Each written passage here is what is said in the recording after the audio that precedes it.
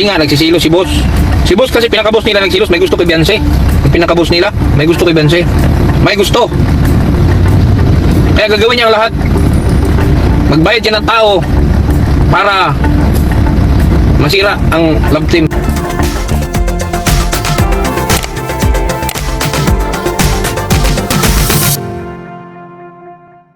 Napakainit ng panahon, napakainit ng kaganapan, napakaraming sumasabog. Grabe guys, napakalupit ng plano ni Doc. Grabe talaga si Doc. Ano guys? At walang kaalam-alam si Dalaga. Abay, nirereto. Gaano katotoo yan mga kalingap? Ano nga ba ang katotohanan? Yan ang ating siyasatin, yan ang ating alamin. Pero bago tayo magpatuloy, good morning, good evening sa inyong lahat. Saan mang panig ng mundo, nasa Luzon, Visayas, Mindanao, o ano man ang inyong ginagawa ngayon, ano, shout po sa inyo. Alam ko na busy kayo, yung mga OFW dyan, ano, shoutout po sa inyo. And of course, shoutout din sa mga kasamahan ko sa Karepa Kalingap Reactor Partner, sa mga solid supporters ng Team Kalingap, shoutout po. At syempre, wag natin kakalimutan, the one and only Kuya Val Santos Matubang, ang napakagwapo, ang napakasipag, napakamatulungin. Ano po, yan ang nag-iisang Kuya Val, ang founder ng Kalingap. At syempre, wag natin kakalimutan ang nagmana ng katangian ni Kuya Val, ng kagapuhan, the one and only Kalingap Rob. Ayan, talagang astig at talagang napakaganda ng kanilang charity, ano, napakaraming natulungan, napakarami na nang naiahon sa kahirapan. Ganyan ang Team Kalingap. Ayan, ako yung lingkod, Kalingap Kel, ano, bago tayo magpatuloy nga po, subscribe na aking channel, like and share my videos, and don't forget, para po lagi kayong updated, click the notification bell. So guys, eto na ang ating update, ang napakainit, grabe guys, ang pasabog, ano po, talagang napakatindi. Ano, tunghaya natin na ang pahayag kung saan, aba, grabe ang pahayag. Ano, ito'y re-reactionan lang din natin na ito'y base sa kanyang pahayag, base sa kanyang vlog. Ano po, na talagang may plano si Doc. Ano, kakaiba yung plano ni Doc para kay Dalaga. Ano, siya pala talaga ang gumagawa ng ikapapahamak ng pamilya ni Dalaga. Ano, kawawa dito si Dalaga dahil alam naman natin napaka-solid nito sa Team Kalingap, gayon din ang kanyang pamilya. Pero dahil kay Doc, ano, wag natin patagalin pa. Mamaya natin bigyan pa ng reaction video. Panoorin po muna natin ito. Yan si Leo D, ang ugat ng lahat ng nagpapagulo ng lahat si Leo D. Yun ang nagpagulo dyan sa lahat. Inupiran ng malaking pera sila. Yan, kaya ganyan. Pera yan. Manatili ba yan dyan sa kung ano sila, kulang perang involved yan? Kalukuhan yan. Sinisiraan ng dalawang aso si Ed sa magulang. Kasi nga, nagsisilo si boss. Si boss kasi pinaka-boss nila nagsilos, may gusto kay Beyonce. Yung pinaka-boss nila, may gusto kay Beyonce. May gusto. Kaya gagawin niya ang lahat. Magbayad siya ng tao para masira ang love team. Yung ano niya, yung binibintang nila kay Edo. Ha? Yung binibintang nila kay Edo. Gawain ni Ricky yan eh. Ha? May resibo kaya ako diyan. Ha? May resibo kayo pangharas ni Ricky, pangmamanyak na, may resibo kaya ako diyan. Baka gusto niyo ako maghayag. Ha? Ihayag ko kaya yan. Pangmamanyak niya. Manyak yang siking niyo eh. Ipinahid niya kay Edo. Ngayon, kung totoo man nagkamanyakan sila kung ano man, anong problema eh, magjuwa naman sila. Ha? Magjuwa naman sila. Anong problema kung magmanyakan sila, kung maghalikan sila, magjuwa sila?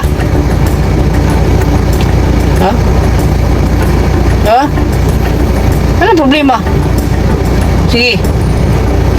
May problema ba kung maghalikan sila, Edo? Juwa sila, magjuwa sila eh. Kung sabi kayo ipatulpo nila, eh okay pa ako doon. Pero kung sige balik patulpo nila, nasisira na ang ulo nila. Yan ang totoo.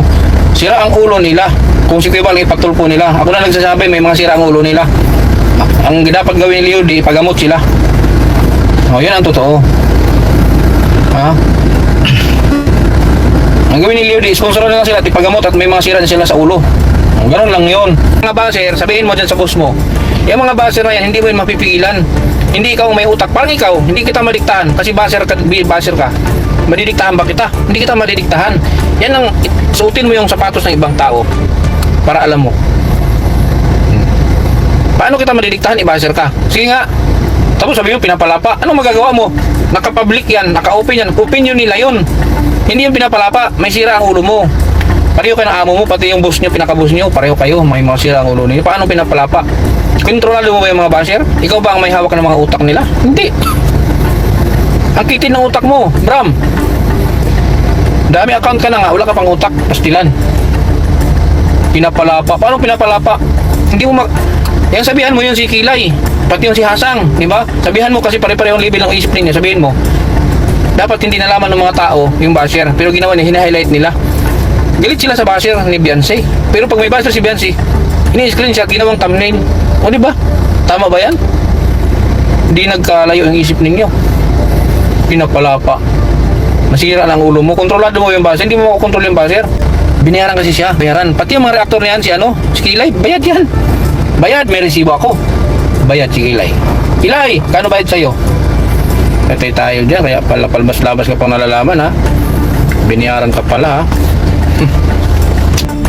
So ayun guys, yan nga po ay pahayag ni Kindred.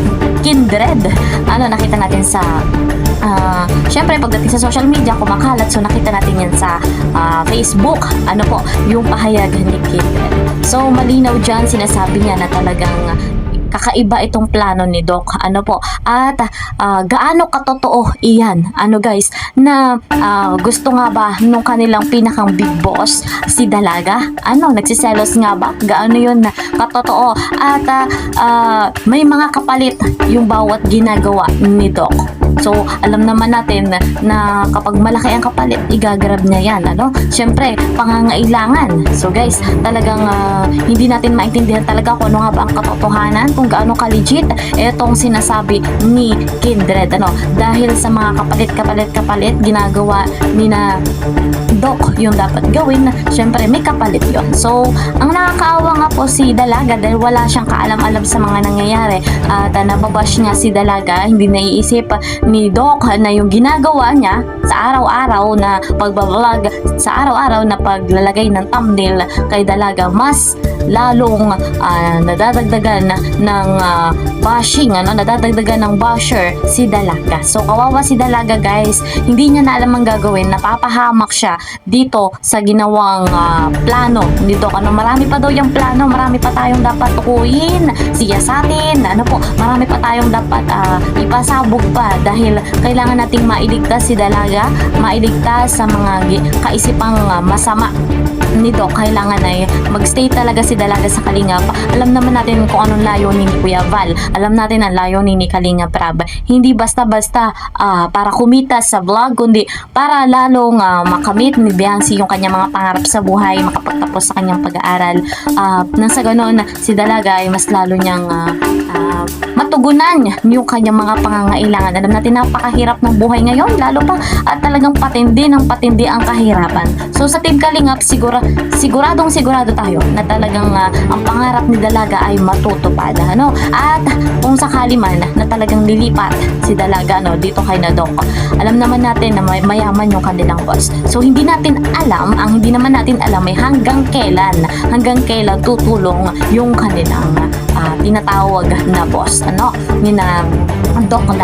ni Doc. So ano ba yan? So malinaw ang pahayag ni Kindred. So kung ano pa man ang katotohanan sa kanyang pahayag ay malalaman din natin na walang sikretong hindi nabubunyag. So ayan, nireaksyonan nga natin yung pahayag ni Kindred. So darating ang panahon ay sana mailigtas natin si Dalaga at patuloy pa na mamuhay tayo dahil tayo ng maayos at payapa ang bawat isa, lalo pa at we are one Kalingap, one family. Sa ngayon na nating update, abangan niyo pa po sa susunod na vlog. Bye-bye!